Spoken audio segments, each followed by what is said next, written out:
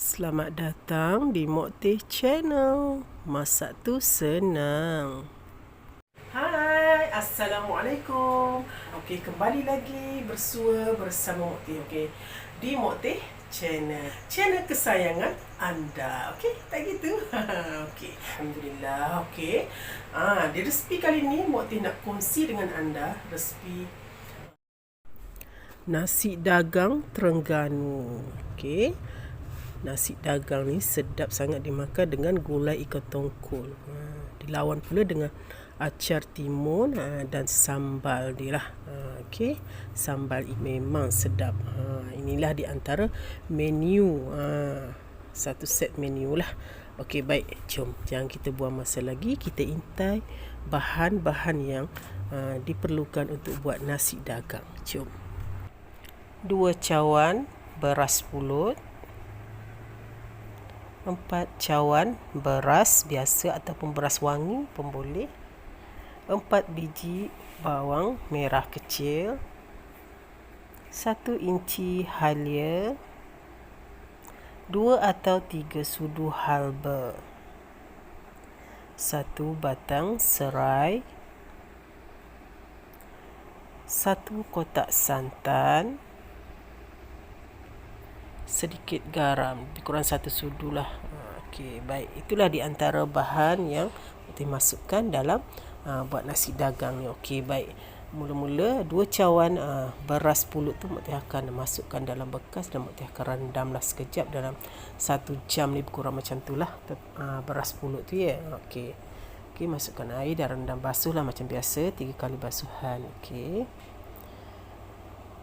baik, ni beras, 4 cawan beras ni. Okey, Mak Teh ringkaskan, Mak Teh dah bersihkan lah.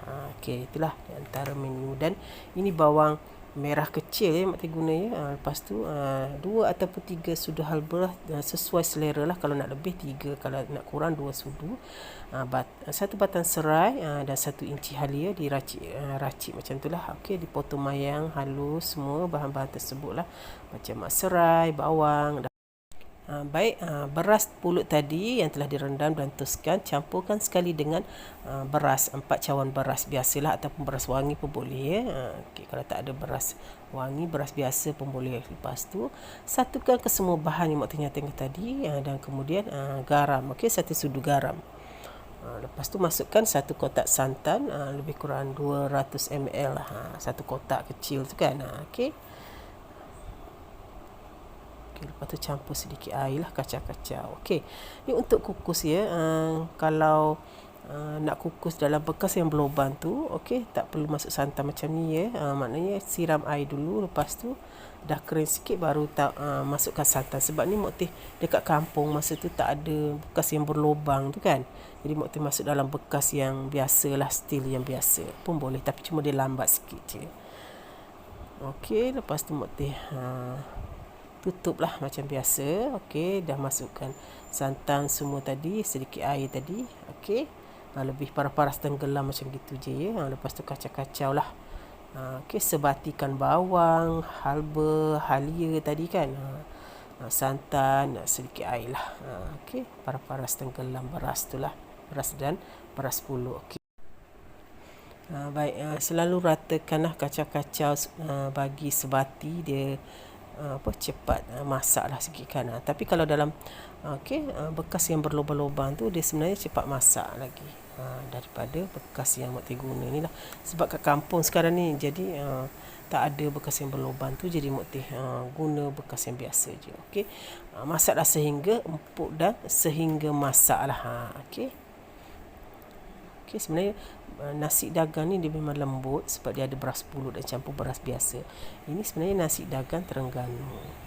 Okey, baik, nasi dagang dah siap. Okey, kita fokus kepada gulai ikan tongkol. Sebab nasi dagang ni memang sedap sangat dimakan bersama gulai ikan tongkol dan acar dan sambal dia lah sebenarnya. Okey, jom.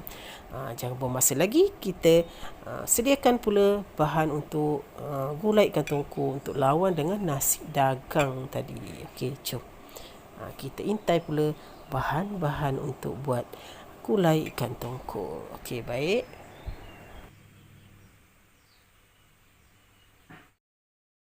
Baik, mula-mula 2 ekor ikan tongkol yang telah direbus bersama sedikit garam dan 5 keping asam keping.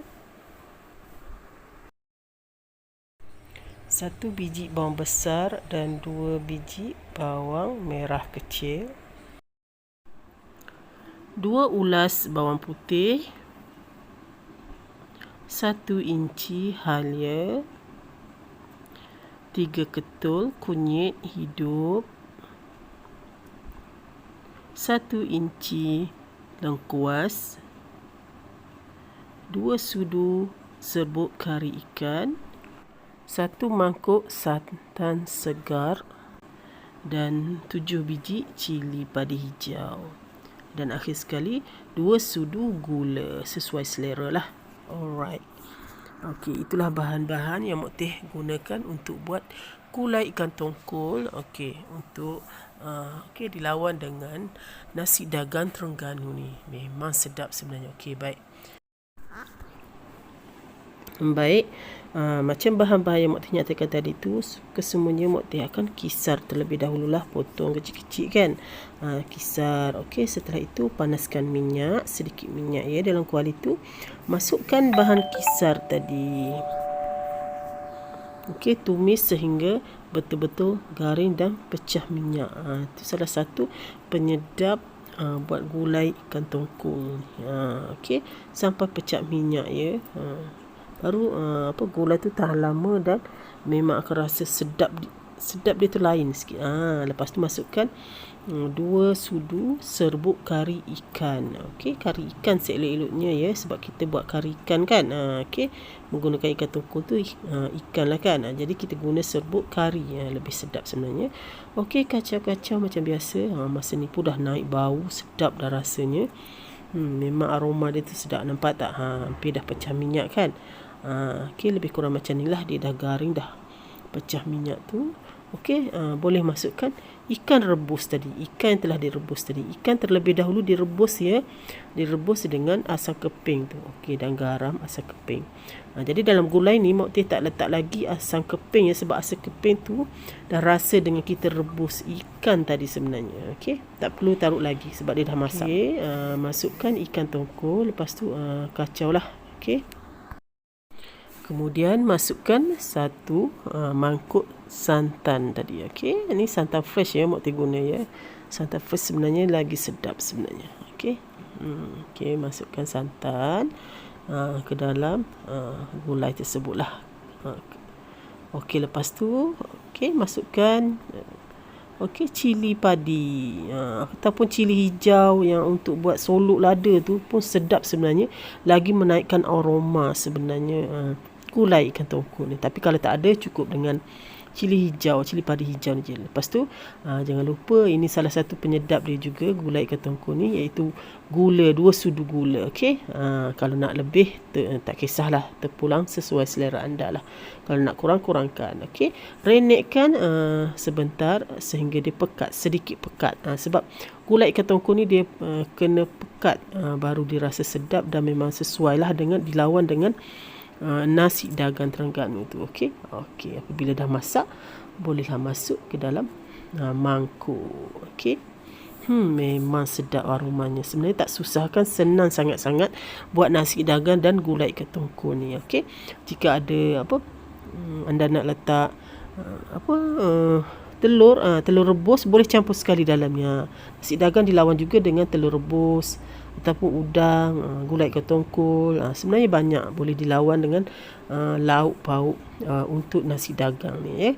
Tapi dah memadai dengan nasi dagang dan gulai ikan tongkol ni pun dah sedap sebenarnya. Lawan pula dengan acar dan sambal. Okey, sambal tu sebenarnya lebih kurang sambal nasi kerabu sebenarnya. Cara inilah dia hasilnya. Okey, nasi dagang dilawan dengan acar timun, gulai ikan tongkol dan sambal, sedikit sambal. Okey, macam kelapa tu kan, lebih kurang sambal nasi kerabu. Okey, inilah menu utama orang Terengganu ataupun orang Kelantan. Kalau time-time perayaan mesti ada yang buat nasi dagang ni. Cubalah, memang sedap. Okey, dekat belakang video Mak Teh ni, Mak Teh akan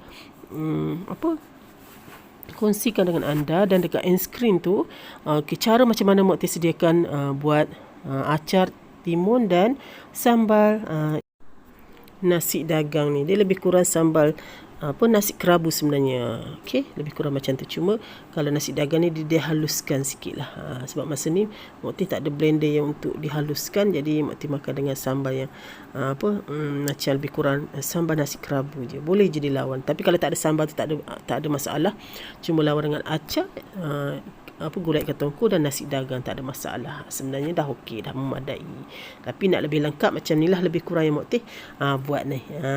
Inilah dia sebenarnya nasi dagang. Okey, inilah lawan dia dimakan dengan nasi dagang sebenarnya. Okey, selamat mencuba. Okey, Mok Teh harap anda kat luar sana cuba tahu. Sebenarnya sedap sangat nasi dagang Terengganu ni. Okey, dia lebih kurang nasi dagang Kelantan, tapi nasi dagang Kelantan ni dia ada beras dia tersendiri, tapi cara masaknya sama sahaja. Okey, moga perkongsian Mok Teh untuk kali ni bermanfaat untuk anda semua. Okey, Mok Teh harap anda cuba tahu. Kalau nak rasa nasi dagang tak perlu pergi Terengganu atau Kelantan. Masuk ke channel Mok Teh ni, belajar buat macam mana Mok Teh sediakan resipi nasi dagang. InsyaAllah Mok Teh doakan moga menjadi anda buatnya. Okey.